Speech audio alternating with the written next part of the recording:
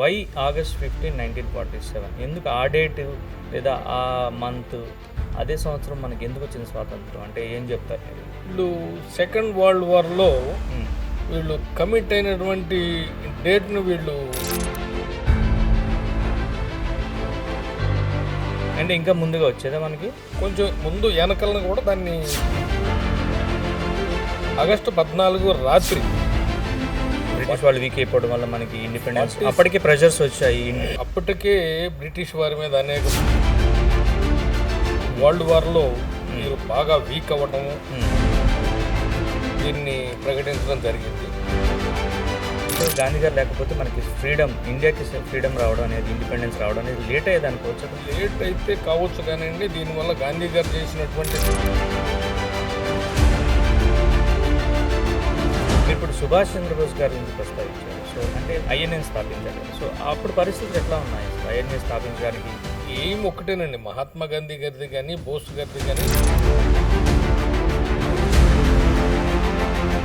మహాత్మా గాంధీ గారు శాంతియుతంగా పోరాడాలి అనేటటువంటి ఉద్యమాలు ఏం లేపారు. ఆయన వచ్చేసి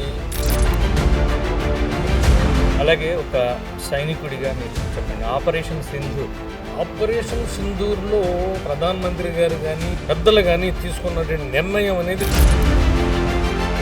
ఈ నినాదం ఎప్పుడైతే ఒకప్పుడు జై జవాన్ జై కిసాన్ నినాదం బాగా అంటే ఆ నినాదానికి ఒక ఇది ఉంది, కానీ ఇప్పుడు ఆ పరిస్థితి ఉందా? జై జవాన్ ఇప్పుడున్న ప్రభుత్వాలు జై జవాన్ జై కిసాన్ అంటే మీ అభిప్రాయం ఏంటి అసలు? అభిప్రాయం అంటే వీళ్ళిద్దరూ దేశానికి వెన్నెముక లాంటి వాళ్ళు. వీళ్ళిద్దరూ లేకపోతే దేశమే లేదు. బోస్ అండర్ రేటెడా, ఓవర్ రేటెడ్? Overrated. నమస్తే, welcome to YKTV podcast. So India independence, the story behind 15th August 1947. ఈ టాపిక్ గురించి మనం ఇండిపెండెన్స్ డే నేపథ్యంలో మాట్లాడుకోబోతున్నాం. ఇన్నాళ్ళు మనం ఇండిపెండెన్స్ డేని ఎలా సెలబ్రేట్ చేసుకునే వాళ్ళం ఇవన్నీ చూసాం చిన్నప్పటి నుంచి కూడా. కానీ ఈరోజు పాడ్కాస్ట్ ఏంటంటే ఇండిపెండెన్స్ డే అంటే మనకి తెలియని ఎన్నో విషయాల గురించి మనం డిస్కస్ చేసుకోబోతున్నాం. మనతో పాటు ఉన్నారు స్పెషల్ గెస్ట్, 20 ఏళ్లకు పైగా ఆర్మీలో పనిచేశారు. అలాగే AP ex service men association president Moturu Shankar Rao గారు. వారిని అడిగి మరిన్ని విషయాలు తెలుసుకుందాం. శంకరరావు గారు నమస్తే. నమస్కారం సార్. శంకరరావు గారు, మన మెయిన్ టాపిక్లోకి వెళ్ళే ముందు సో ఇండిపెండెన్స్ డే గురించి, అసలు ఇండిపెండెన్స్ డే ఎలా వచ్చింది, లేదా ఇండిపెండెన్స్ డేలో అన్టోల్డ్ స్టోరీస్ కొన్ని ఉంటాయి, వాటి రోల్ ఏంటి, వాళ్ళ పాత్ర ఏంటి, కొన్ని అలాంటి వాటి గురించి తెలుసుకునే ముందు మన టాపిక్ని కొన్ని చాప్టర్స్గా డివైడ్ చేస్తాం. ముందుగా ఫస్ట్ చాప్టర్ ఏంటంటే అసలు ఇండిపెండెన్స్ డే అనేది ఎలా వచ్చింది మనకి? అంటే బ్రిటిష్ వాళ్ళు వాలంటరీగా వెళ్ళిపోయారా అప్పుడున్న సర్కమ్స్టాన్సెస్ని బట్టి? అసలు ఎలా జరిగింది మనకి ఇండిపెండెన్స్ రావడం అనేది? 100 ఏళ్ల బానిసత్వం తర్వాత అనేక పోరాటాల అనంతరం మనకి 1947 ఆగస్టు 15 అంటే 14 రాత్రి తెల్లవారితే 15 అనగా బ్రిటిష్ పార్లమెంటు మనకి స్వతంత్రాన్ని ప్రకటించింది. దీనిలో అనేక మంది త్యాగాల వల్ల మహాత్మా గాంధీ, సుభాష్ చంద్రబోస్ లాంటి, భగత్ సింగ్ లాంటి పెద్దల యొక్క సాహసం, త్యాగాలు, అల్లూరి సీతారామరాజు మరియు టంగుటూరి ప్రకాశం పంతులు లాంటి వారి యొక్క ప్రాణత్యాగాలు తర్వాత మనకి ఈ స్వతంత్రం సిద్ధించడం జరిగిందండి. అలాగే సార్, వరల్డ్ వార్ వల్ల మనకి బ్రిటిష్ వాళ్ళు వీక్ అయిపోయారు అనేది చాలామంది అంటే, అందుకనే మనకి 47లోనే ఇండిపెండెన్స్ వచ్చింది. ఆ తర్వాత బ్రిటిష్ వాళ్ళు వీక్ అయిపోవడం వల్ల మనకి ఇండిపెండెన్స్ అప్పటికే ప్రెషర్స్ వచ్చాయి, ఇండిపెండెన్స్ డే, ఇండియాకి ఇండిపెండెన్స్ ఇవ్వాలి అనేది ఒకటి. అప్పటికే బ్రిటిష్ వారి మీద అనేక ప్రెషర్లు వచ్చినాయి.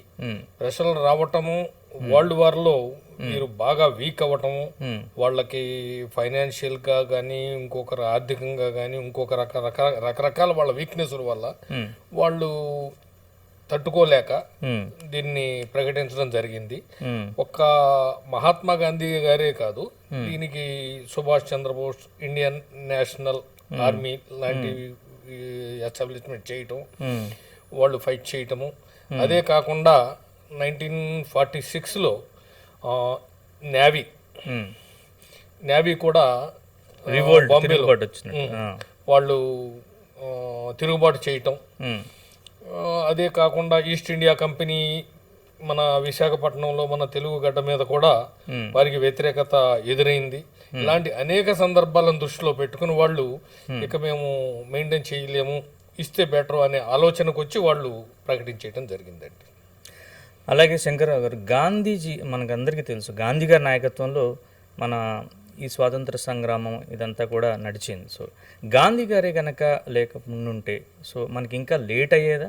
అంటే ఇది క్వశ్చన్ కొంచెం ఇదిగా ఉండొచ్చు, కానీ సో గాంధీ గారు లేకపోతే మనకి ఫ్రీడమ్, ఇండియాకి ఫ్రీడమ్ రావడం అనేది, ఇండిపెండెన్స్ రావడం అనేది లేట్ అయ్యేది అనుకోవచ్చా? కొంచెం లేట్ అయితే కావచ్చు కానివ్వండి, దీనివల్ల గాంధీ గారు చేసినటువంటి సత్యాగ్రహాలు, నిరసనల వల్ల బ్రిటిష్ వారికి అలా ఉంచి మనలో ఐక్యత పెరిగింది, దేశ ప్రజలలో ఐక్యత పెరిగింది, అందరికీ ఒక చేయాలనేటటువంటి తపన, స్వతంత్రం కావాలనేటువంటి తపన రావటం అనేది ముఖ్య కారణం.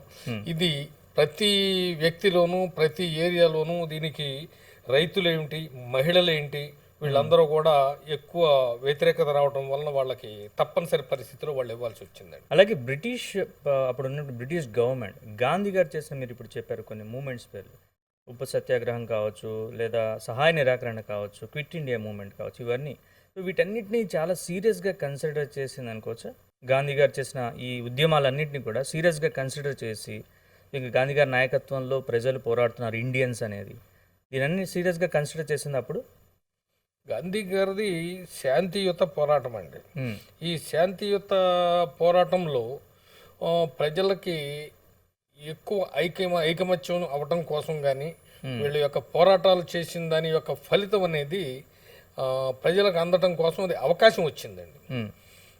అదే మిగతా వారు చేసినవి ఉన్నాయి, వాటికి ఏంటంటే సుభాష్ చంద్రబోస్ గారు చేసింది ఏంటంటే, నేను దెబ్బకి దెబ్బ కొడతాను, ఫైట్ చేస్తాననే ఉద్దేశంలో వారు వెళ్ళారు. కాబట్టి వారు ఏంటంటే ప్రజల మధ్య నుండి పోరాడటానికి వాళ్ళకి అవకాశం అనేది కనపడలేదు. మహాత్మా గాంధీ గారు ప్రజల మధ్య నుండి పనిచేశారు కాబట్టి ఈయన యొక్క పోరాటాలు మనందరికీ కూడా కనపడినాయి, చరిత్రలో ముందుకు తీసుకెళ్లే అవకాశం అనేది దానికి కలిగిందండి. మీరు ఇప్పుడు సుభాష్ చంద్రబోస్ గారి గురించి ప్రస్తావించారు. సో అంటే ఫ్రీడమ్ స్ట్రగుల్లో other side of the freedom struggle ఐఎన్ఏని స్థాపించడము, అసలు ఎలాంటి పరిస్థితుల్లో ఆయన ఐఎన్ఏని స్థాపించాలని అనుకున్నారు? ఆయన కొంత ఆర్మీని ఆయన రూపొందించి ఇండియాకి ఫ్రీడమ్ కావాలని ఈ మార్గంలో వెళ్ళారు కదా ఆయన. అంటే విదేశాలు వెళ్ళి అక్కడ వాళ్ళ మద్దతు కూడగట్టి, ఎవరైతే మన దేశంతో మనకు మంచి అనుబంధం ఉందో, జపాన్ లాంటి వాళ్ళతో, ఇట్లా వాళ్ళతో కానీ వాళ్ళ మద్దతు కూడగట్టి మన ఇక్కడ బ్రిటిష్ గవర్నమెంట్ ప్రెజర్ తేవాలని ఆయన ఐఎన్ఏని స్థాపించారు కదా. సో అప్పుడు పరిస్థితులు ఎట్లా ఉన్నాయి అసలు? ఐఎన్ఏ స్థాపించడానికి గల కారణాలు ఏంటి అసలు? ఆయన ఎయిమ్ ఒకటేనండి, మహాత్మా గాంధీ గారిది కానీ బోస్ గారిది కానీ ఎయిమ్ ఒకే ఎయిమ్. ఎంచుకున్నటువంటి పద్ధతులు వేరు వేరు పద్ధతులుగా ఉన్నాయి. మహాత్మా గాంధీ గారు శాంతియుతంగా పోరాడాలి అనేటటువంటి ఉద్యమాలు ఈయన లేపారు. ఆయన వచ్చేసి అల్లూరి సీతారామరాజు టైప్లో ఎలా అల్లూరి సీతారామరాజుకు గిరిజనుల్ని వీళ్ళని అందరినీ కూడా కూడగట్టాడు, అదే రకంగా ఆయన కూడా దేశవ్యాప్తంగా ఉన్నటువంటి ఇంట్రెస్టెడ్ ఎవరైతే వాలంటీర్గా వచ్చి పనిచేయగలరో వారిని ధైర్యంగా ముందుకు రాగలిగారు, వాళ్ళందరినీ కూడగట్టి ఆజాద్ హింద్ ఫౌజ్ని ఆయన తయారు చేయటం జరిగింది. ఆజాద్ హింద్ ఫౌజ్ ద్వారా ఆయన ఏంటంటే మిగతా దేశాల యొక్క సపోర్ట్ తీసుకొని ఫైట్ చేయడం జరిగిందండి. అలాగే శంకరరావు గారు, మన సోల్జర్స్ కొంతమంది బ్రిటిష్ ఆర్మీలో ఉన్నారు, ఇండియన్ సోల్జర్స్ కొంతమంది. అప్పుడు వాళ్ళ మానసిక పరిస్థితి అండి, ఒక పక్క వాళ్ళు మన దేశ సంబంధించిన వాళ్ళు, మన సైనికులు, కానీ బ్రిటిష్ వాళ్ళతో పనిచేస్తున్నారు.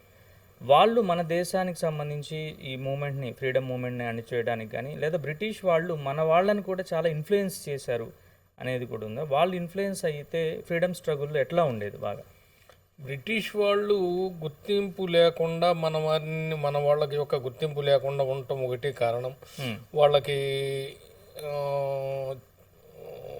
అనేక రకాలైనటువంటి ప్రాబ్లమ్స్, వాటిలో ఏంటంటే తోటాల మీద కొవ్వు రాయటం, పంది కొవ్వు, ఈ ఆవు కొవ్వు లాంటివి రాయించడం వలన మన వాళ్ళకి కొంతమందికి అది ఇష్టం లేక వాళ్ళలో వ్యతిరేకత ఏర్పాటైంది. ఆ వ్యతిరేకత ఏర్పాటైనందువల్ల వీళ్ళు ఏంటంటే దానికి బ్రిటిష్ వాళ్ళకి వ్యతిరేకంగా వీళ్ళు అవ్వాల్సి వచ్చింది. దాని తర్వాత ఏంటంటే మనకు ఇవ్వాల్సినటువంటి విలువలు, మానవ విలువలు అనేది వాళ్ళు ఇవ్వటం లేదు. వాళ్ళు పని చేయించే విధానం కూడా రఫ్ అండ్ టఫ్గా చేయటం అనేది ఉంది. మనిషికి ఎప్పుడైతే విలువ ఇవ్వలేదో అప్పుడు వీళ్ళ యొక్క మానసికంగా మనుషులు ఇబ్బంది పడి వాళ్ళకి వ్యతిరేకంగా వీళ్ళు తయారవ్వాల్సిన పరిస్థితి వచ్చింది. అది బ్రిటిష్ వాళ్ళకి, బ్రిటిష్ ఆర్మీకి. అవునండి. కానీ బ్రిటిష్ ఆర్మీలో పనిచేసిన మన వాళ్ళకి లాయల్గా ఉండాల్సిన పరిస్థితి ఉంది కదా. అప్పుడు వాళ్ళకి లాయల్గా ఉంటూనే ఒక పక్క మనలో ఒక నేషనలిజము మన వాళ్ళల్లో, అంటే మనకి ఫ్రీడమ్ కావాలి మనకు కూడా అనేది, దీన్ని ఎలా వాళ్ళు ఈ సంఘర్షణ ఎలా అప్పుడున్న సోల్జర్స్ బ్యాలెన్స్ చేశారు అనుకుంటున్నారు? వాళ్ళు బ్రిటిష్ వాళ్ళు ఏంటంటే మొత్తం మ్యాక్సిమం ఉన్నటువంటి భారతీయ సైన్యంతోనే వాళ్ళ పని నడిచేదండి. ఇప్పుడు ఇటు చైనా కానీ, బర్మా కానీ, రంగూన్ కానీ, భూటాన్ కానీ ఇతర దేశాలలో భారతీయ సైన్యమే వెళ్ళి వీళ్ళకి మద్దతుగా పనిచేసిన సందర్భాలన్నీ ఉన్నాయండి. కాబట్టి అక్కడ భారతీయ సైన్యం లేకపోతే వాళ్ళకేమీ జరగదు. కాబట్టి వీళ్ళతోనే వాళ్ళు పని చేయించుకోవటం కోసం చాలా వరకు వాళ్ళు ఊర్పట్టారు. ఇక ఆఖరి పరిస్థితులు ఏంటంటే ఈ ఉద్యమాలు పెరిగిపోవటం, ప్రజల్లో యొక్క వ్యతిరేకత రావటం వలన వాళ్ళు చాలా జాగ్రత్త పడ్డారండి. ఇక్కడ ఉన్నటువంటి మన సైనికులకి పబ్లిక్కి కలవకుండా ఉండటం కోసం వాళ్ళు చాలా ప్రయత్నం చేశారు. కానీ వాళ్ళకి ఆఖరిలో వాళ్ళకి సాధ్యం కాలేదు. ఎప్పుడైతే మన సైన్యంలో కూడా వ్యతిరేకత వచ్చిందో వాళ్ళు తప్పనిసరిగా డిసిజన్ తీసుకోవాల్సిన పరిస్థితి అలా కల్పించారు. మీరు ఇందాక అంటున్నారు కదా, మన సైన్యాన్ని అంటే బ్రిటిష్ ఆర్మీలో ఉన్న మన సోల్జర్స్ని ఈ మిగతా దేశాలకి, బంగ్లాదేశ్ కావచ్చు లేదా బర్మా, ఇలా ఎందుకు తీసుకెళ్లారు వాళ్ళని అప్పట్లో? బంగ్లాదేశ్ అంటే అప్పట్లో బంగ్లాదేశ్ కూడా మనలోనే ఉండేది. కాకపోతే రంగూను, భూటాన్ లాంటి అఖండ భారతదేశంలో ఉన్నటువంటి కొన్ని పార్ట్లు ఉండే, అవి వేరే దేశాలుగా చలామణి అయినా కానీ అక్కడ ఉన్నటువంటి మన సంస్కృతి ఒకప్పుడు మన సంస్కృతి కాబట్టి అక్కడ స్ట్రెంత్ వాళ్ళకు ఉన్నారో లేరో మనకు తెలియదు, కానీ మన సైనికుల్ని అక్కడ కూడా వాడారు. సో అక్కడ ఏదైనా మూమెంట్ని అణచి చేయడానికి కానీ, లేదా అక్కడ ఏదైనా వాటిని అణచివేటకి, లేదా వీళ్ళ బ్రిటిష్ ఆర్మీకి సంబంధించి అక్కడ ఏదన్నా వీళ్ళని యూజ్ చేసుకున్నాం మన ఇండియన్ సోల్జర్స్ని. బ్రిటిష్ ఆర్మీకి కావాల్సినటువంటి వాళ్ళ అవసరాల కోసం మన సైన్యాన్ని అక్కడికి తీసుకెళ్ళటం, వాడటం జరిగింది. మన వాళ్ళ సేవలు అక్కడ వీళ్ళు ఉపయోగించుకోవటం జరిగింది. మనకు ఇండిపెండెన్స్ డే వచ్చిందా, లేకపోతే మనకు బ్రిటిష్ వాళ్ళు కాంప్రమైజ్ అయ్యి చేతులు ఎత్తేసి, అంటే వీళ్ళ పోరాటానికి మనం చేతులు ఎత్తేసాం, మన వల్ల కాదు ఇంకా ఇండియన్ రూల్ చేయడం, ఇట్లాంటి పరిస్థితుల్లో మనకి ఫ్రీడమ్ వచ్చింది అనుకోవచ్చా మనం? వాళ్ళ పరిస్థితులు వాళ్ళు ఏంటంటే ఇక మెయింటైన్ చేయడం కష్టము అని వాళ్ళకి అనిపించిన తర్వాతే వాళ్ళు ఈ డిసిజన్కి రావడం జరిగిందండి. అంటే ఒక పొలిటికల్ కాంప్రమైజ్ ఏమైనా అయిందా? అంటే మనకి ఇండియాకి స్వాతంత్రం ఇవ్వాలి అనే దానికన్నా ఇప్పుడు ఒక పక్క ఇండియాలో మనకి ఫ్రీడమ్ ఫైట్, ఫ్రీడమ్ స్ట్రగుల్ ఇదంతా నడుస్తోంది. పొలిటికల్గా కూడా కొంత ప్రెషర్ వచ్చింది. సో మన వాళ్ళు కొంతమంది, మన ముఖ్య నాయకులు కొంతమంది అక్కడికి వెళ్ళి పైన అక్కడ లండన్లో వాళ్ళతో, బ్రిటిష్ వాళ్ళతో మాట్లాడడం, ఇవన్నీ కూడా జరిగాయి కదా. పొలిటికల్గా కూడా కొంత ప్రెషర్ వచ్చింది అనుకోవచ్చా? పొలిటికల్ ప్రెషర్స్ కూడా ఉన్నాయండి. పొలిటికల్ ప్రెషర్స్ కూడా దీనికి ఏంటంటే అమెరికా లాంటి, రష్యా లాంటి దేశాలు, పెద్ద దేశాలు వాళ్ళ యొక్క ఇప్పుడు బ్రిటన్ వచ్చేసి వాళ్ళ యొక్క ఆధిక్యాన్ని కోల్పోవడం జరుగుతూ ఉండగానే వాళ్ళు అగ్రరాజ్యాలుగా మారుతూ వాళ్ళు భారత్ లాంటి దేశాలకి మీరు స్వతంత్రం ఇవ్వాలి అనేటటువంటి ప్రెషర్ వాళ్ళు తేవడం కూడా జరిగిందండి. దానివల్ల మనకి కొంత సుగమమైంది. అలాగే నాకు ఎప్పటి నుంచి ఒక డౌట్, మనలో చాలామందికి ఉంది, వై August 15, 1947? ఎందుకు ఆ డేటు లేదా ఆ మంత్, అదే సంవత్సరం మనకి ఎందుకు వచ్చింది స్వాతంత్రం? అంటే ఏం చెప్తారు మీరు?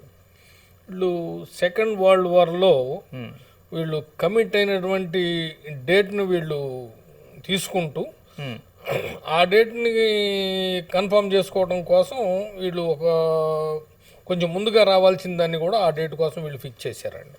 అంటే ఇంకా ముందుగా వచ్చేదా మనకి? ఇంకా కొంచెం ముందు వెనకలను కూడా దాన్ని చేసుకుంటూ దాన్ని అక్కడికి ఫిక్స్ చేశారు. ఫిక్స్ చేసి August 14 రాత్రి 12 గంటల సమయంలో వీళ్ళు డిక్లేర్ చేస్తే అది August 15 కింద మనకు వచ్చిందండి ఆ డేట్. ఓకే. అలాగే శంకర్రావు గారు, మనకి ఫ్రీడమ్ స్ట్రగుల్ లేదా భారత స్వాతంత్ర సంగ్రామం అనగానే మనం ఇప్పుడు కొంతమంది ముఖ్యంగా గాంధీ గారి నాయకత్వంలో చాలామంది ఫైట్ చేశారు. మనం అంతా చరిత్రలో చాలామంది ఉన్నారు. మనందరికీ తెలిసే గాంధీ గారు కావచ్చు, నెహ్రూ గారు కావచ్చు, ఇలా చాలామంది, సర్దార్ వల్లభాయ్ పటేల్ కావచ్చు, ఇట్లా చాలామంది ఉన్నారు కదా. కానీ తెలియని వాళ్ళు, అంటే ఎవరికి చరిత్రలో వాళ్ళ పేర్లు లిఖించిన వాళ్ళు కొంతమంది ఉన్నారు. ఏ వర్గాలు, ఏ కమ్యూనిటీ వాళ్ళు ఉన్నారు, అంటే వర్కర్స్ కావచ్చు, రైతులు కానీ, వాళ్ళ కంట్రిబ్యూషన్ ఏంటి మన ఫ్రీడమ్ స్ట్రగుల్లో? చిన్న చిన్న రాజ్యాలు, చిన్న చిన్న రాష్ట్రాలలో అప్పుడు ఉన్నటువంటి రైతులు కానీ, మహిళలు కానీ, ఆదివాసీలు కానీ వారి వారి స్థానంలో జస్ట్ లైక్ అల్లూరి సీతారామరాజు గారు ఉన్నారు, ఆయన మల్యంలో పోరాడారు. అదే రకంగా మన ఉయ్యాలవాడ నరసింహారెడ్డి గారు ఆయన ఏరియాలో ఆయన చేశారు. అదే రకంగా చిన్న చిన్న వాళ్ళు చేస్తూ ఉన్నారు. కానీ మహాత్మా గాంధీ గారు మొత్తం దేశం మొత్తానికి నాయకత్వం వహించారు కాబట్టి ఆయన అందరికీ సుపరిచితులు. ఆ రోజుల్లో ఉన్నటువంటి ఈ కమ్యూనికేషన్స్ కూడా ఇంత లేకపోవడం వలన కూడా ఏమవుతుందంటే అందరికీ సుపరిచితులుగా ఏ ఏరియా వారు ఆ ఏరియాలోనే ఫైట్ చేశారు. జస్ట్ లైక్ ఝాన్సీ రాణి, అదే రకంగా మహారాష్ట్రలో ఇంకో రకంగా ఈ రకంగా అన్ని ఏరియాల్లో కూడా చేశారు. కానీ వీళ్ళందరికీ కూడా కామన్గా మహాత్మా గాంధీ గారు దేశవ్యాప్తంగా తిరిగి పర్యటించారు కాబట్టి ఆయన పేరు అనేది ముందుకు రావడం జరిగింది. అదే రకంగా కాంగ్రెస్ యొక్క లీడర్స్ కాబట్టి వీరు దేశవ్యాప్తంగా వీరు అందరికీ పరిచయం అవటం, రెండోది ఆయన ముందు పెట్టి నడవటం అనేది ప్రధాన కారణం అండి. ఇంకా ఎవరు ఉన్నారు మీకు తెలిసి? అంటే మీరు ఆర్మీలో కూడా చాలా ఏళ్ళు పనిచేశారు. సో మీకు మీ చిన్నప్పుడు కానీ లేదా మీకు తెలిసి ఇంకా మీరు చెప్పిన పేర్లు కాకుండా మన తెలుగు రాష్ట్రాలకు సంబంధించి కొన్ని పేర్లు చెప్పి అల్లూరి సీతారామరాజు కావచ్చు, ఉయ్యాలవాడ నరసింహారెడ్డి, వీళ్ళు కాకుండా ఇంకా ఎవరు ఉన్నారు? అంటే ఏ వర్గాల వాళ్ళు ఉన్నారు మనకి? అంటే ఇంకా ఏ వర్గాల వాళ్ళు ఉన్నారు మీకు తెలిసి? ఇందులో పనిచేసినప్పుడు అన్ని వర్గాలు కలిసి పనిచేశారండి. అయితే ఎవరి ఏరియా నుంచి వాళ్ళు చేశారు కాబట్టి ఏంటంటే మనకు కొన్ని తెలియచ్చు, కొన్ని తెలియకపోవచ్చు. మనకు తెలియని వాళ్ళే ఎక్కువ ఉండొచ్చు.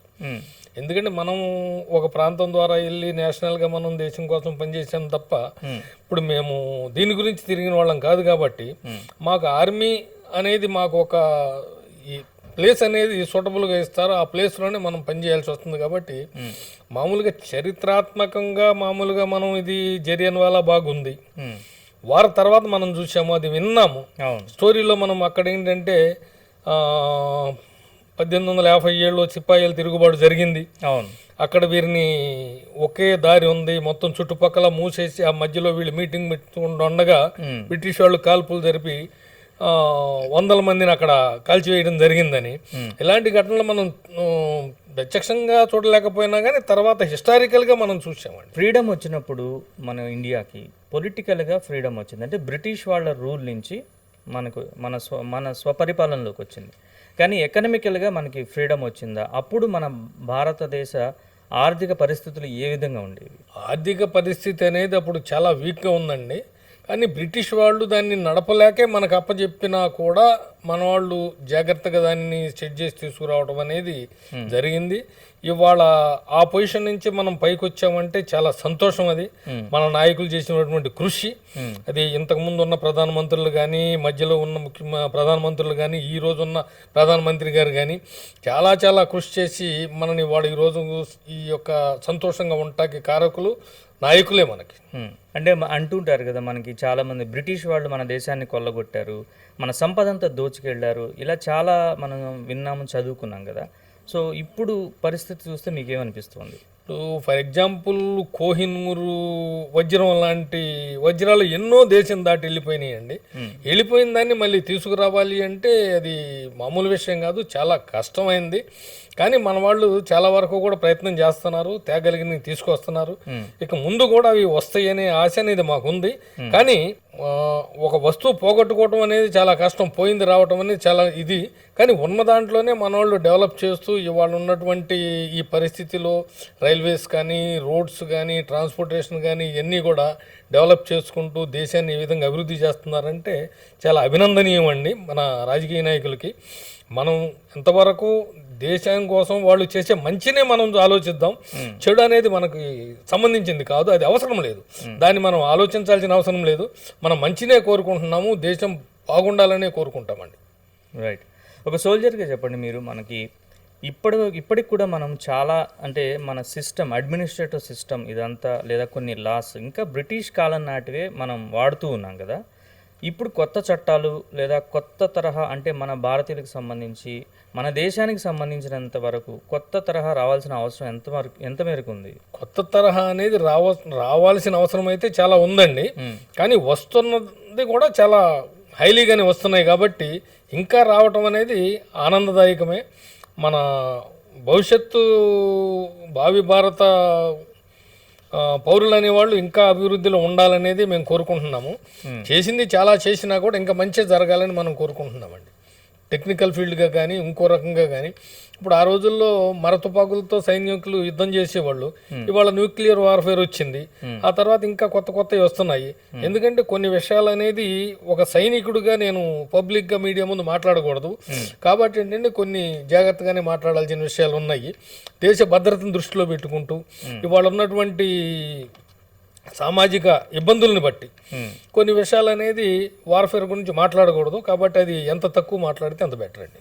అంటే నేను వార్ఫేర్ గురించి కాకుండా ఇప్పుడు కొన్ని మనం అప్పుడెప్పుడో బ్రిటిష్ వాళ్ళు చేసిన చట్టాలని అవే ఫాలో అవుతున్నాం కదా. ఇప్పుడు ఉదాహరణకి మనకి కలెక్టర్ వ్యవస్థ ఉంది, ఇట్లాంటివన్నీ కూడా వాళ్ళు చేసి వెళ్ళినవే కదా. అలాగే కొన్ని చట్టాలు ఇప్పుడంటే బిఎన్ఎస్ ఇవన్నీ వచ్చినాయి, కానీ మొన్నటి వరకు ఐపీసీ కానీ సిఆర్పిసి ఇవన్నీ కూడా బ్రిటిష్ వాళ్ళు చేసినవి కదా, అవే ఫాలో అవుతూ వచ్చాం కదా.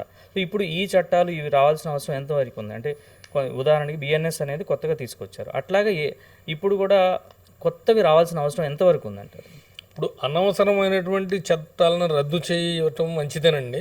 కొత్త చట్టాలు మన సమాజానికి అనుగుణంగా ఇవాళ ఉన్నటువంటి పరిస్థితులకు అనుగుణంగా చేయాల్సిన అవసరం అయితే ఉందండి. అదే నా అభిప్రాయం అండి. అలాగే శంకర్ గారు, మనం కనుక 1947 నాటి అప్పటి పరిస్థితులను ఏమైనా మార్చాల్సి వస్తే మీరు ఏమని ఫీల్ అవుతున్నారు? అంటే మనం స్వాతంత్ర సంగ్రామం ఇవన్నీ మనకు అప్పుడు ఇండిపెండెన్స్ వచ్చింది కదా, అట్లాంటి పరిస్థితులు ఏమైనా మార్పు రావాల్సిందని కోరుకుంటున్నారా మీరు 47లో?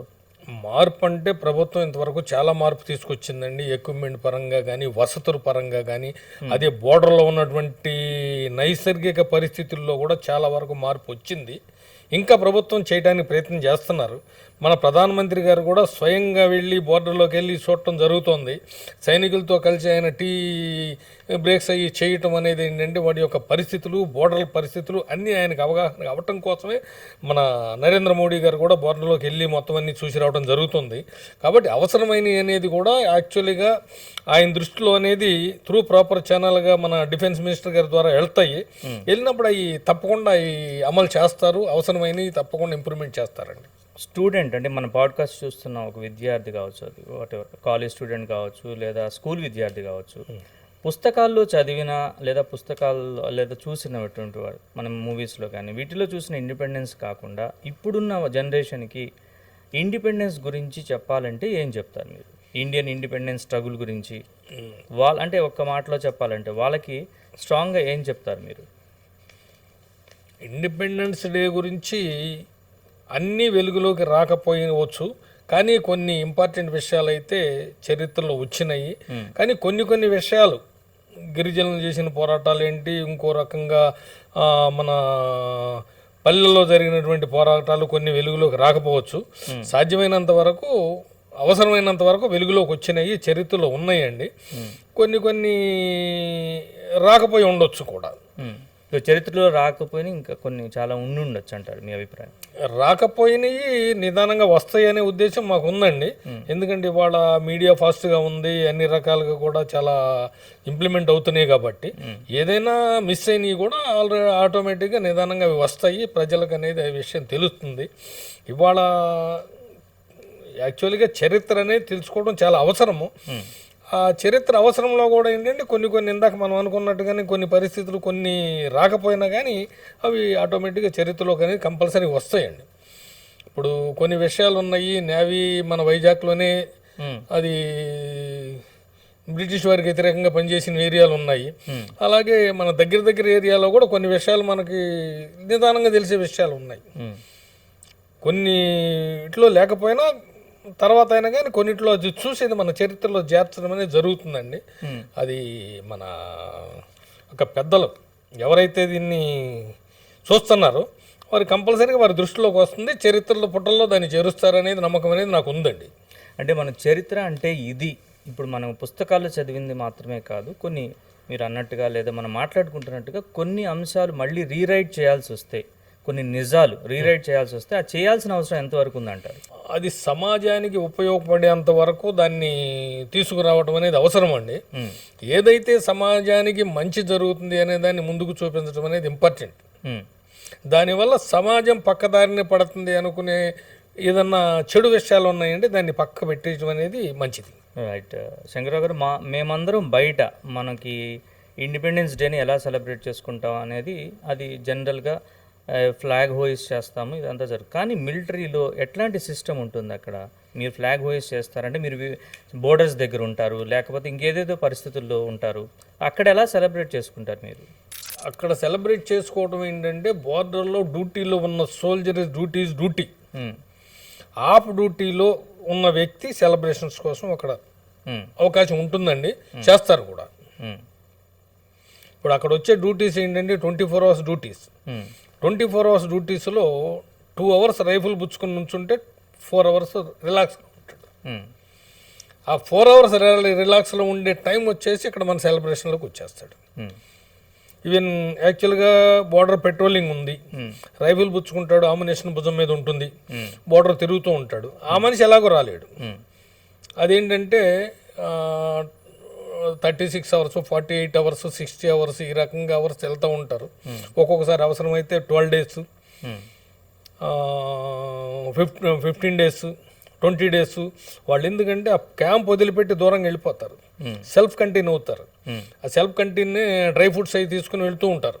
అలాంటి సందర్భంలో వాళ్ళు రాలేరు, ఎందుకంటే వాళ్ళు ఆల్రెడీ ఆన్ డ్యూటీలో ఉన్నారు కాబట్టి రూట్ పెట్రోలింగ్ చేస్తూ ఉంటారు. మరి అవతల శత్రువుకి వీళ్ళు నియర్ బై అడుగుల లెక్కలోనే ఉంటారు. ఎందుకంటే ఇది ఒకప్పుడు అంటే కంచె లేదు, ఇవాళ అనేది మ్యాక్సిమం ఫెన్సింగ్ వచ్చేసింది, బోర్డర్ డిక్లరేషన్ ఉండేది.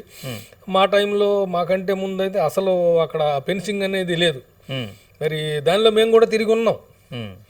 ఎదురుకుండా ఫెన్సింగ్ అయితే అవతల శత్రుదేశ సైనికులు మీరు ఎదురెదురు ఉంటారా? ఎట్లాగా ఎదురే కనిపిస్తూ ఉంటారండి. వాళ్ళది ఎంతవరకు మనది ఎంతవరకు తెలుసు అక్కడ మనకి.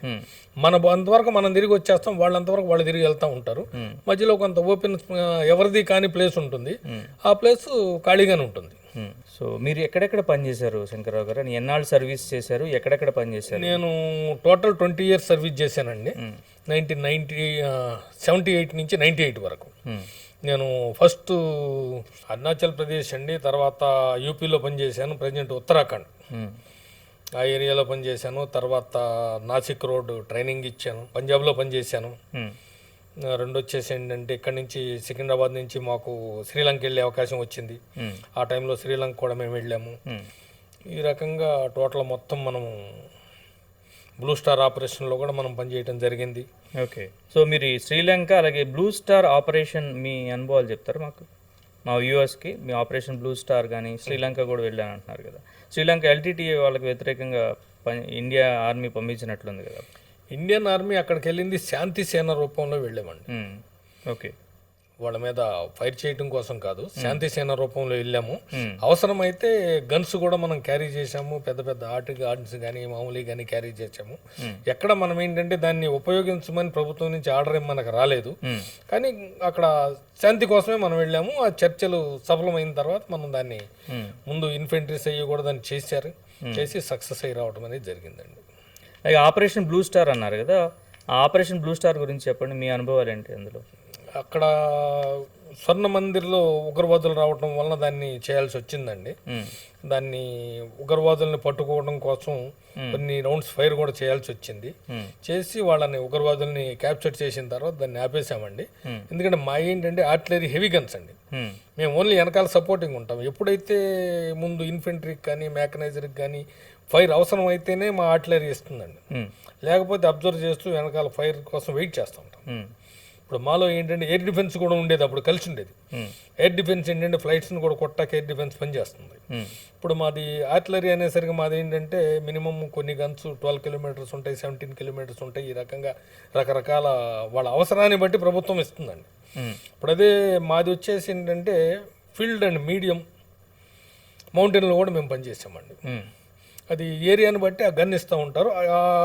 ఆర్టిలరీ అనేది మా యొక్క దీన్ని ఏంటంటే ఏ గన్ మీద అయినా మేము పనిచేయగలం, ఏ ఎక్విప్మెంట్ మీద అయినా పనిచేయగలం. ఆ తర్వాత ఇప్పుడు వచ్చిన జనరేషన్లో ఏంటంటే ఎయిర్ డిఫెన్స్ సపరేట్గా వెళ్ళింది, ఆ కోర్ సపరేట్ చేశారు కాబట్టి వాళ్ళు సపరేట్ అయ్యారు. ఇప్పుడు ప్రజెంట్ ఉన్న సిచ్యువేషన్లో ఏంటంటే ఆర్టిలరీలో ట్యాంక్స్ కూడా ఉన్నాయండి. కొన్ని ఏరియాల్లో ఏరియాని బట్టి దాన్ని ఎక్విప్మెంట్ వాడాల్సి వస్తుందండి. ఎస్పీ అంటారు, SP regiments, medium regiments, field regiments, mountain regiments, రకరకాల ఏరియాలు ఎలా వస్తాయంటే గన్ను బట్టి అది మారుతూ ఉంటుంది. ఎన్ని గంటలు సాగిందండి ఆపరేషన్ బ్లూ స్టార్? మొత్తం ఎన్ని గంటల పాటు, ఎన్ని రోజుల పాటు జరిగింది అది? ఆపరేషన్ బ్లూ స్టార్ అంటే అది సో లార్జ్. అది మొదలుపెట్టిన దగ్గర నుంచి మనము సీజ్ ఫైర్ పై నుంచి ఆపరేషన్ ఆర్డర్ వచ్చే వరకు మనం ఫైర్లోనే పొజిషన్లోనే ఉన్నామండి. అది అలాగే శంకర్రావు గారు, ఇప్పుడున్న పరిస్థితుల్లో చాలామంది యువత అంటే మనకి నార్త్ వైపు ఉన్నంత ఇదిగా మన కంట్రిబ్యూషన్ ఇక్కడి నుంచి నార్త్ వైపు, ఉదాహరణకి పంజాబ్ తీసుకుంటే చాలామంది యువకులు అక్కడ ఆర్మీలో సర్వ్ చేస్తూ ఉంటారు. కానీ మనకి ఇక్కడ అలాంటి పరిస్థితి లేదు. ఎందువల్ల అంటారు? మీ అభిప్రాయం ఏంటి? ఇక్కడ ఫస్ట్ కారణం ఏంటంటే మనకి ఆర్మీ గురించి మన ఏరియాకి అవగాహన తక్కువ అండి. వెళ్ళాలంటే కూడా కొంత భయపడతారు. దూరభారం, 2 కారణాలు. వాళ్ళకి ఏంటంటే లోకల్గా డైలీ చూస్తూనే ఉంటారు. వాళ్ళు విదేశీయులతో మన ఫైరింగ్ జరిగినా ఇంకోటి జరిగినా వాళ్ళకి ఏంటంటే ఆటోమేటిక్ లోకల్గా కూడా వాళ్ళకి తెలిసిపోతూ ఉంటుంది. మరి వాళ్ళు ఏమనుకుంటారంటే మనం ఎక్కడున్నా పోయేదే, అక్కడున్నా పోయేదే. ఇక్కడ ఖాళీకి ఇంట్లో ఉండిపోయే బదులు అక్కడికి వెళ్ళి దేశం కోసం ప్రాణత్యాగం చేసి పోవచ్చు కదా అనేటటువంటి ఒపీనియన్ ఒకటి వస్తుంది. దానివల్ల ఏమంటే అక్కడ పంజాబ్ ఏరియా ఉందనుకోండి, ప్రతి ఇంటికి ఒక మనిషి ఉంటారు. హర్యానా అదే ప్రతి కుటుంబంలో ప్రతి ఇంటికి ఒక. అవునండి.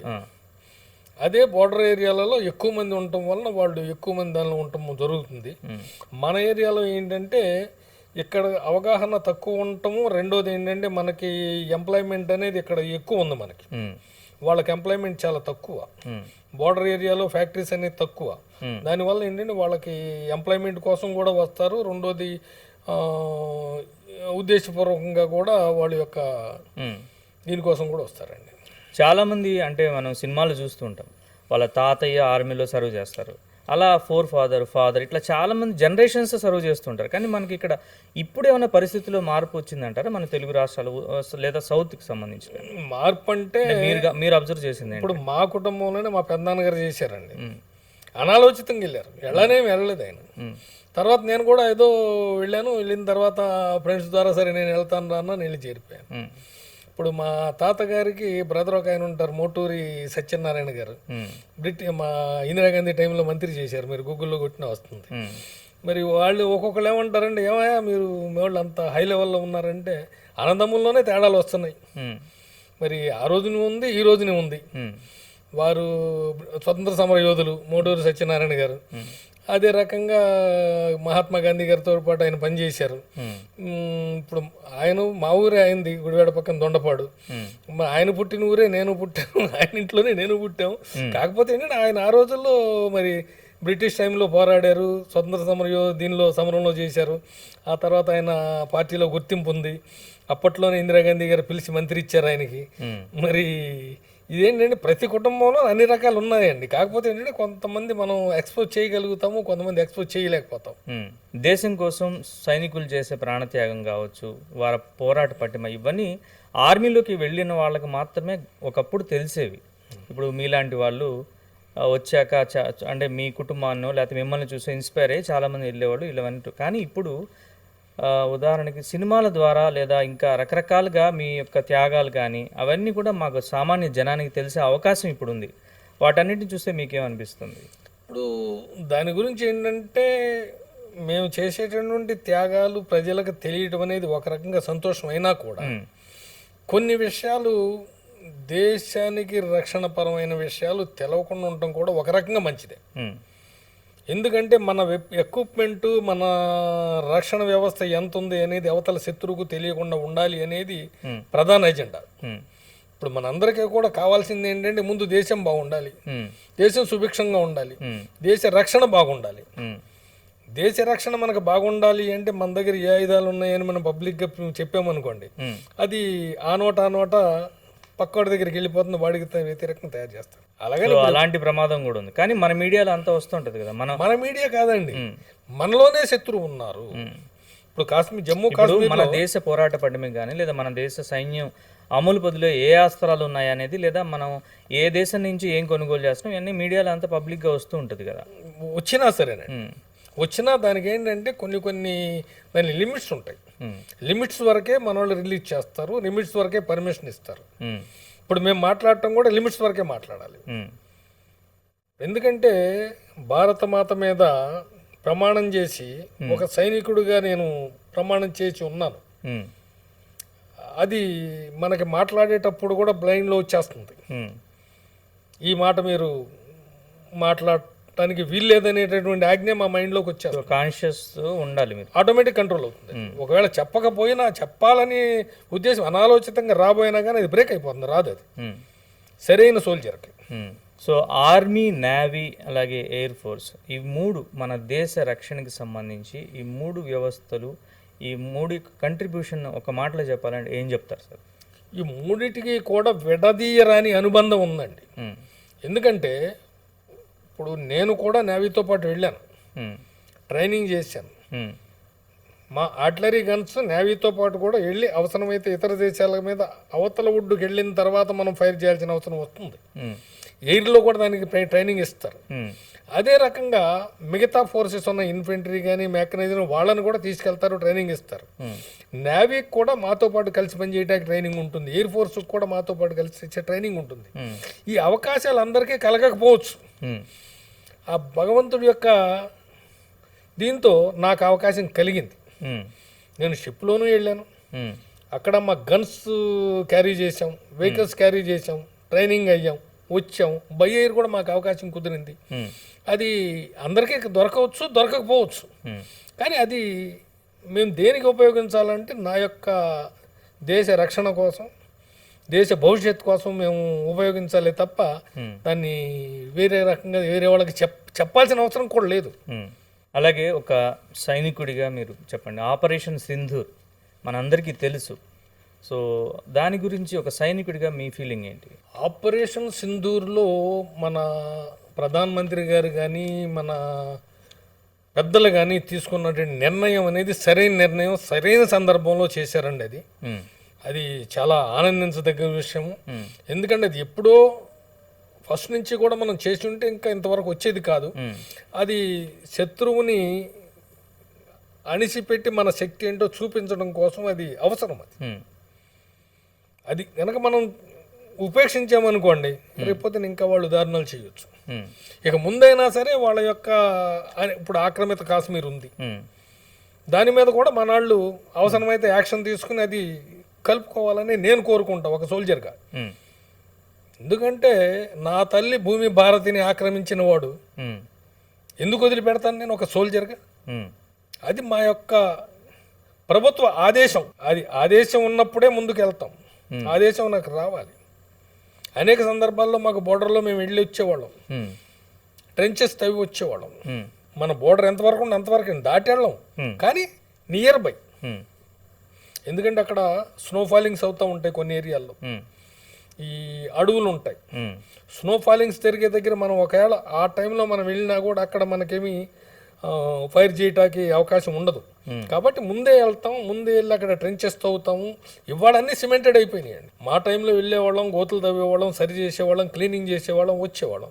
ఇవాళ జనరేషన్లో ఏంటంటే మాలాంటి వాళ్ళు వెళ్ళి అంతకుముందు క్లీన్ చేసి సిమెంట్ వేసి వచ్చేసినాయి. ఇవాళ వెళ్ళే జనరేషన్ దాన్ని హ్యాపీగా వెళ్ళి నార్మల్గా క్లీన్ చేసుకొని చెక్ చేసుకొని చూసుకొని వచ్చేస్తారు.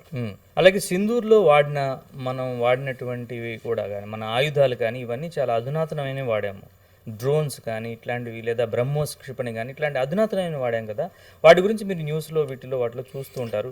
వాటికి ఏంటంటే అప్పుడు ఏమనిపించేది మీకు అసలు? ఆ టైంలో బేసిక్ ట్రైనింగ్ అనేది మాకు ఇవ్వబడింది. ఆ తర్వాత ఇవాళ చాలా ఇంప్లిమెంట్ అయ్యి ఉంటుందండి. ఎవ్రీ 3 yearsకి దానికి ఇంప్లిమెంట్ ఉంటుంది. దాని యొక్క టెక్నాలజీ మారిపోతుంది. ఇప్పుడు నేను వచ్చి దగ్గర 98 అంటే ఇవాళ చూడండి ఎన్ని సంవత్సరాలు అయింది. లాట్ ఆఫ్ డిఫరెన్స్ ఉంటుంది దానిలో, టెక్నాలజీలో కూడా. అవును. అలాగే ఇప్పుడు వార్ఫేర్ అనేది ఇప్పుడు కంప్లీట్గా మారిపోయింది. మీ కాలంలో మీరు చెప్పినట్లుగా గన్స్ పుచ్చుకొని వెళ్ళడమో లేకపోతే మిసైల్స్ ఇవే చేసేవాళ్ళు. కానీ ఇప్పుడు అంతా కంప్లీట్గా మారిపోయింది. అధునాతనమైన క్షిపణ వ్యవస్థలు, రాడార్లు ఇవన్నీ కూడా వచ్చేసినాయి కదా. సో వీటి గురించి ఏం చెప్తారు? అంటే యుద్ధ రీతి అంతా మారిపోయింది కదా. ఇప్పుడు మేము వచ్చినప్పుడు అప్పుడే కొత్తగా న్యూక్లియర్ వార్ఫేర్ కూడా వచ్చినాయి. బేసిక్ ట్రైనింగ్స్ అనేది మాకు ఇచ్చారు. రాడార్స్ గురించి కూడా ఆ టైంలో మాకు మినిమం నాలెడ్జ్ అనేది ఆ రోజు మ్యాక్సిమం, ఇవాళ అది మినిమం అయింది. అయితే దాని గురించి ఏంటంటే ఇంకా డెవలప్మెంట్లోకి వస్తే మంచిది, రావాలని మేము కోరుకుంటున్నాం. ఎందుకంటే అగ్రరాజ్యాల సరసన నిలబడాలి మన దేశం, అగ్రరాజ్యాలకు కూడా తల వంచకుండా ఉండాలి అంటే ఇంకా మన టెక్నాలజీ పెరగాలి. అలాగే ఇప్పుడు మనం వాళ్ళు చాలా వరకు ఇంతకుముందు మనము ఇతర దేశాల మీద ఆధారపడేవాళ్ళం, ఆయుధాల విషయంలో కావచ్చు, టెక్నాలజీ విషయంలో కావచ్చు. కానీ ఇప్పుడు మనం ఆత్మనిర్భర్ భారత్ అని స్వయంగా మనం డిఆర్డిఓ అని చాలా డెవలప్ చేస్తుంది కదా. వీటి గురించి వార్తలు అవన్నీ మీరు చూస్తూ ఉంటారు. సో లేదా మీ ఎవరైనా మీతో పాటు పనిచేసిన వాళ్ళు, మీ సుపీరియర్స్ కానీ వాళ్ళతో మాట్లాడినప్పుడు కూడా ఇలాంటివన్నీ చర్చకు వస్తూ ఉంటాయి కదా. అప్పుడు ఏమనిపిస్తుంది మీకు? ఇప్పుడు యాక్చువల్గా మేము వచ్చామంటే మా శిష్యులతో కమ్యూనికేషన్ ఉంటుంది. మా శిష్యులు కూడా రిటైర్మెంట్ అయ్యి ఉండొచ్చు, వాళ్ళ శిష్యులు ఉంటారు, వాళ్ళ శిష్యులు వచ్చిన వాళ్ళ శిష్యులు ఉంటారు. కాకపోతే ఎంతో కొంత అనేది మనకు అనేది నాలెడ్జ్ ఉంటుంది. అంటే ఒకప్పుడు మనం ఇతర దేశాల మీద ఆధారపడేవాళ్ళం. అవునండి. కానీ ఇప్పుడు మనం డిఆర్డిఓ కానీ ఇవన్నీ కూడా మనం ఇప్పుడు సెల్ఫ్గా డెవలప్ చేసుకుంటున్నాం, రీసెర్చ్ డెవలప్ చేస్తున్నాం. వీటి గురించి ఏం చెప్తారు? మనం యాక్చువల్గా చెప్పాలంటే డెవలప్ అవటం మంచిదే, మన సొంత తయారీ అనేది కావాలి. కానీ అవి ఏం తయారవుతున్నాయి ఏమిటి అనేది మనం మామూలుగా మీడియాలో పేపర్లో మనం చూస్తూనే ఉన్నాం. అంతకంటే ఎక్కువ మనం దాని గురించి మాట్లాడాల్సిన అవసరం కూడా మనకి ఉండబోదని డిస్కస్ చేయకూడదు అంట. అలాగే మా సామాన్యులకి, జనరల్ కామన్ మ్యాన్కి అర్థం కాని విషయం ఏంటంటే, ఇప్పుడు బడ్జెట్ పెట్టినప్పుడల్లా రక్షణ రంగానికి సింహభాగం వెళ్ళిపోతుంది కదా. అది చాలామందికి అర్థం కాదు, ఎందుకు ఇంత బడ్జెట్ పెడతారు అనేది. ఎందుకంటే మీ ఒక సైనికుడిగా మీరేం చెప్తారు? ఆ బడ్జెట్ ఎందుకు అవసరమా అనేది అంటే ఏం చెప్తారు? అవసరమేనండి. ఇప్పుడు ఇక్కడ మన ఒక పొలము, ఎకరము 2 ఎకరాలు పక్కవాడు ఆక్రమించుకుంటే మనం కొనుక్కోవచ్చు, డబ్బులు పెడతాం, పే చేసుకొని తీసుకుంటాం. అదే మన దేశాన్ని ఆక్రమించినప్పుడు మనం దాన్ని పే చేసి తేగలమా? తేలేనిది, అది సంపాదించలేనిది. ఇప్పుడు ఫర్ ఎగ్జాంపుల్ 1947లో పాకిస్తాన్ విడిపోయింది, 72లో బంగ్లాదేశ్ విడిపోయింది, సపరేట్ అయినాయి. అవి రెండు కలవలేవు. కానీ ఆ రెండు వచ్చి ఇండియాలోనూ కూడా కలవలేవు. మరి ఇదే పరిస్థితి ఇక్కడ మనమైతే చేసుకోగలం, అక్కడ చేయలేమండి. కాబట్టి దేశ రక్షణకు అనేది నిధులు కేటాయించడం చాలా అవసరం. అది లేని పరిస్థితిలో మనం ఉండలేం. ఇప్పుడు ఇతర దేశాలు ఉన్నాయి, మనకంటే ఎక్కువ ఖర్చు పెడుతున్నాయి. అది ఇటు పక్క పాకిస్తాన్ కానీ అటు చైనా కానీ వాళ్ళు మనకంటే ఎక్కువ నిధులు ఖర్చు పెడుతున్నారు. మరి ఇంత లార్జ్ పెద్ద కంట్రీ మనది, ఇంత పెద్ద దేశాన్ని కాపాడడం కోసం మరి బడ్జెట్ అనేది వారు కేటాయించేది ఇంకా తక్కువే కేటాయిస్తున్నారు అనేది నా ఒపీనియన్ అండి. ఇంకా ఎందుకంటే సామాన్యుడికి అనేది ఇక్కడ ఉన్న వాళ్ళకి అది తెలియకపోవచ్చు, కానీ అక్కడ తిరిగి వచ్చాం కాబట్టి దాని యొక్క బర్డెన్ ఏంటి అనేది మాకు కొంత దాని అవసరం. ఎందుకంటే ఇవాళ ఇక్కడ ఉన్నటువంటి ఎంప్లాయ్ వాళ్ళ ఇన్కమ్ పెంచుకునే అవకాశం ఉంది. అక్కడ బోర్డర్లో డ్యూటీ చేసేటువంటి సైనికుడికి ఇన్కమ్, ఎక్స్ట్రా ఇన్కమ్ ఏముంటుందండి ఈ శాలరీ పెంచకపోతే? వీళ్ళు ఇచ్చేదే ఆధారం, టీఏ కానీ డీజే కానీ వీళ్ళు ఇచ్చేదే ఆధారం. మరి వాళ్ళని చూడాల్సిన బాధ్యత ఎవరిదండి? కేంద్ర జవాన్ కానీ ఒక రైతు కానీ. రైతు ఉన్నాడు, పురుగు మందులు కొడుతున్నాడు, ఇంకో రకంగా చేస్తున్నాడు, పంటలు పోతున్నాయి, నాశనం అయిపోతున్నారు. మరి వాళ్ళని ప్రభుత్వం ఆదుకోకపోతే ఎవరు ఆదుకుంటారు? ఈ ఇద్దరిని జై జవాన్ జై కిసాన్, నేను అదే అడగబోతున్నాను. ఈ నినాదం ఎప్పుడైతే ఒకప్పుడు జై జవాన్ జై కిసాన్ నినాదం బాగా అంటే ఆ నినాదానికి ఒక ఇది ఉండేది, కానీ ఇప్పుడు ఆ పరిస్థితి ఉందా? జై జవాన్ ఇప్పుడున్న ప్రభుత్వాలు జై జవాన్ జై కిసాన్ అంటే మీ అభిప్రాయం ఏంటి అసలు? అభిప్రాయం అంటే వీళ్ళిద్దరూ దేశానికి వెన్నెముక లాంటి వాళ్ళు. వీళ్ళిద్దరూ లేకపోతే దేశమే లేదు. సైనికుడు లేకపోతే బోర్డర్ నుంచి శత్రువులు వస్తారు, ఇక్కడ రైతు లేకపోతే మనకు పండించే ఆహారం లేదు. ఇప్పుడు రూపాయి ఎక్కువ పెట్టి తినాలి, కొనుక్కోవాలి అనుకున్న పండించే రైతు ఉండాలిగా. రైతు పండిస్తేనే రూపాయి ఎక్కువ తక్కువ తర్వాత విషయం. రైతు యొక్క భూభాగం తగ్గిపోయింది అనుకోండి, పంట లేదు, రైతు పండించలేదు, పండించాలిగా. అది రెండు ఇంపార్టెంట్. మిగతాయి అంటారా? మిగతాయి కూడా ఇంపార్టెంటే మనకి. ఇంజనీర్ అన్నారా ఇంపార్టెంటే, డాక్టర్ అన్నారా ఇంపార్టెంటే, సైంటిస్ట్ అన్నారా ఇంపార్టెంటే, అన్నీ ఇంపార్టెంటే. కానీ వారి వారి యొక్క విధులను బట్టి ఈ రెండు ఏంటంటే కొరత తీర్చలేని కొరత వాళ్ళిద్దరిది. ఇప్పుడు ఎవరైనా అనుకోవచ్చు, అమ్మో రైతుకింత బడ్జెట్ చేస్తున్నారా అంటే, ఉదయం వెళ్తాడు పిల్లలు లేవక ముందే, నైట్ వస్తాడు పిల్లలు పడుకుని నిద్రపోయిన తర్వాత. ఆ రైతు పిల్లలతో ఎంత ఎంజాయ్ చేస్తాడండి, ఎంత చేయగలుగుతున్నారు? అదే మిగతా వారితో పోల్చుకోండి. అదే సైనికుడు ఉన్నాడు, సంవత్సరానికి 2 నెలలు సెలవు ఇస్తారు, 10 నెలలు డ్యూటీలో ఉంటాడు. మరి ఈ పరిస్థితిలో కాబట్టి అండి వాళ్ళిద్దరికీ మెయిన్ పాత్ర, వాళ్ళిద్దరిని దేశం ఆదుకోవాలి, దేశం సుభిక్షంగా ఉండాలి అనేది నా యొక్క ఒపీనియన్స్. శంకరరావు గారు, ఇండియా పాకిస్తాన్ ఈ రెండు కూడా మన దేశ విభజన వల్ల విడిపోయాయి కదా. కానీ ఒక పక్క మనము ఇండియా యొక్క ఫ్రీడమ్ సంబంధించి సెలబ్రేషన్ చేసుకుంటున్నాం, ఇండిపెండెన్స్ సంబంధించి మనకి. కానీ ఒక పక్క దేశ విభజన పాకిస్తాన్ అంటే ఇక్కడ చాలామంది ఇక్కడి నుంచి పాకిస్తాన్కి వెళ్ళిపోవడము, చాలామంది రీలొకేట్ అవ్వడం, అంటే వాళ్ళందరి జీవితాలు కూడా ఒక అంటే ఇక్కడ ఉన్న వాళ్ళు అక్కడగా, అక్కడ ఉన్న వాళ్ళు ఇక్కడ. ఆ సందర్భాలు ఏం అట్లా అప్పుడు ఒకవైపు ఏమో విజయం, మరోవైపు మనం ఏం కోల్పోయాం అనుకుంటున్నారు దేశ విభజన వల్ల లేదా ఇండిపెండెన్స్ సందర్భంగా? దేశ విభజనలో మనము ఒక విధమైన చాలామంది ఆస్తులు కోల్పోవటం జరిగింది. అక్కడ ఉన్న వాళ్ళు వీటి రావటం, వాళ్ళు ఒకవైపు ఇటువైపు మనం స్వతంత్రం వచ్చింది అనే సంతోషం ఒకవైపు ఉంటే, రెండో వైపు ఆస్తులు కోల్పోయి శరణార్థులుగా భారతదేశంలో మిగిలిపోవడం అనేది జరిగిందండి. అలా కొంత భూభాగాన్ని కూడా మనం కోల్పోయాం, భూభాగం కూడా వదిలిపెట్టి వచ్చిన వాళ్ళు ఉన్నారండి. జస్ట్ లైక్ అద్వానీ గారు, ఆయన అటు నుంచి వదిలిపెట్టి ఇటు వచ్చారు. మన్మోహన్ సింగ్ గారు, మరి పెద్దలే అటు నుంచి ఇటు రావాల్సిన పరిస్థితి ఏర్పడింది. అలాంటి దానిలో ఏంటంటే కష్ట సుఖాలు సమ్మిళితం. ఎందుకంటే మరి ఆ కోల్పోయిన వారికి వారి ఆస్తులు అయితే మనం తిరిగి రాలేము, ఆత్మీయతను పంచగలం. సో మీకు కనుక ఒక అవకాశం వస్తే 1947 అంటే మనం కాలం వెనక్కి వెళ్ళగలిగి, కాలంలో వెనక్కి వెళ్ళగలిగి ఒక నిర్ణయాన్ని మార్చే అవకాశం మీకు వస్తే 1947లో ఏ నిర్ణయాన్ని మీరు మార్చాలనుకుంటున్నారు? ఏ నిర్ణయం కూడా దీనిలో మార్చాల్సినటువంటి ఇది లేదండి. ఎందుకంటే పెద్దలు ఏ నిర్ణయం తీసుకున్నారు అది కరెక్ట్ తీసుకున్నారు. కాకపోతే కొన్ని క్యాలిక్యులేషన్స్ వల్ల అది జరగాల్సి వచ్చింది, పట్టుదల వల్ల. అదే ఆ రోజు మహమ్మద్ అలీ జిన్నా గారు ఆ పట్టుదల పట్టకపోతే ఇంకో రకంగా ఉండేది. రైట్, ఇప్పుడు మీకు కొన్ని ర్యాపిడ్ ఫైర్ క్వశ్చన్స్ ఉన్నాయి. సో వాటిలో మీరు 2 ఆన్సర్స్ చెప్తాను నేను, ఏదో ఒకటి మీరు చెప్పాలి.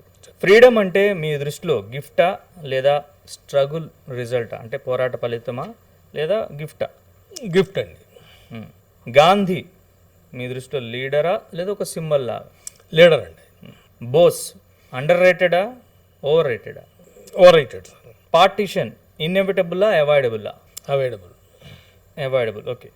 1947 విక్టరీయా కాంప్రమైజా? విక్టరీ అండి. బ్రిటిషులు మనని ఇండియాని డెస్ట్రాయ్ చేసి వెళ్ళిపోయిందా లేకపోతే మిక్స్డ్ లెగసీని, అంటే కొంత అటు కొంత అంటే కొంత అభివృద్ధి ఉంది, కొంత విధ్వంసం ఉంది, ఇట్లా చెప్తారా? విధ్వంసమే అండి ఎక్కువ. ఓకే. ఇండిపెండెన్స్ తర్వాత బిగ్గెస్ట్ సక్సెస్ అంటే ఏం చెప్తారు? బిగ్గెస్ట్ కంట్రీ డెవలప్ అయిందండి. అలాగే బిగ్గెస్ట్ మిస్టేక్ ఇప్పటి వరకు మన దేశం అంటే అప్పటి నుంచి కూడా మనం ఏం చేసాం, అంటే ఏదైనా పలాన్ని మనం అచీవ్ చేయలేకపోయామా లేదా పలాన్ని పొరపాటు చేసామా? పొరపాటు అంటే ఒకటే జరిగిందండి. పాకిస్తాన్ బంగ్లాదేశ్ విభజన టైంలో మనం దాన్ని కలుపుకోవాల్సింది ఇండియాలో బంగ్లాదేశ్ని, అదే మన మిస్టేక్. Okay, right. ఇండియా హిస్టరీలో స్టూడెంట్స్ కంపల్సరీగా తెలుసుకోవాలి అంటే మన చరిత్రకు సంబంధించి లేదా మన స్వాతంత్ర పోరాటానికి సంబంధించి స్టూడెంట్స్ కంపల్సరీగా తెలుసుకోవాల్సిన ఒక సందర్భం ఏంటి? ఒక మూమెంట్ గురించి కానీ ఒక సందర్భం ఏముంది అనుకుంటారు మీ దృష్టిలో? సమయస్ఫూర్తిగా ఎప్పుడు ఎక్కడ ఏ నిర్ణయం తీసుకోవాలనేది స్టూడెంట్స్కి అనేది మనం చెప్పాలి, నేర్పాలి. అలాగే మనం ప్రతి ఇయర్ ఆగస్టు 15ని సెలబ్రేట్ చేసుకుంటూ ఉంటాం, ఇండియా బికేమ్ ఫ్రీ అని లేదా ఇండియా గాట్ ఇండిపెండెన్స్ అని ఇలాగా. కానీ ఒక ఎక్స్ సర్వీస్ మెన్గా, ఒక ఇండియన్గా హిస్టరీని చాలా డిఫరెంట్ పర్స్పెక్టివ్లో మీరు చూస్తూ ఉంటారు కదా, చూశారు. సో ఫైనల్గా ఒక్కటే అడుగుతున్నాం మిమ్మల్ని, 1947లో ఎగ్జాక్ట్గా మనం ఏం అచీవ్ చేసాము, ఏం లూజ్ అయ్యాము? 1947లో ఏం అచీవ్ చేసాం, మనం ఏం కోల్పోయాం, ఏం సాధించాం? ఒక ఎక్స్ సర్వీస్ మ్యాన్గా ఏం చెప్తారు? సాధించడం అంటే అభివృద్ధి సాధించాము, నిరంకుశత్వాన్ని మనం వదిలిపెట్టాము. Right, thank you very much Shankararao గారు. సో ఇవాల్టి అంటే ఆగస్టు 15 సందర్భంగా మా వైకే టీవీ ప్రేక్షకులకి మా పాడ్కాస్ట్లో వచ్చి మీ అనుభవాలతో పాటు మీ పర్స్పెక్టివ్, ఒక ఎక్స్ సర్వీస్ మ్యాన్ పర్స్పెక్టివ్లో మనము ఇండియన్ ఇండిపెండెన్స్కి సంబంధించి కొన్ని అంటే అన్టోల్డ్ హిస్టరీ ఏదైతే ఉందో దాని గురించి మాకు తెలియజేసినందుకు థ్యాంక్ యూ వెరీ మచ్ అండి. Thank you sir. సో ఇదండి the story behind Indian independence 1947 August 15. చాలా విషయాలు ఉన్నాయి, వాటి గురించి మనకి ఎక్స్ సర్వీస్ మ్యాన్ శంకర్రావు గారు ఎన్నో విషయాలు చెప్పారు. సో ఆయన పర్స్పెక్టివ్లో ఇండియన్ ఇండిపెండెన్స్ గురించి కూడా ఎన్నో విషయాలు మన ప్రేక్షకులు చెప్పారు. సో ఇది ఇవాల్టి పాడ్కాస్ట్. మరో అంశంతో మరో గెస్ట్తో మళ్ళీ కలుద్దాం. చూస్తూనే ఉండండి YK టీవీ.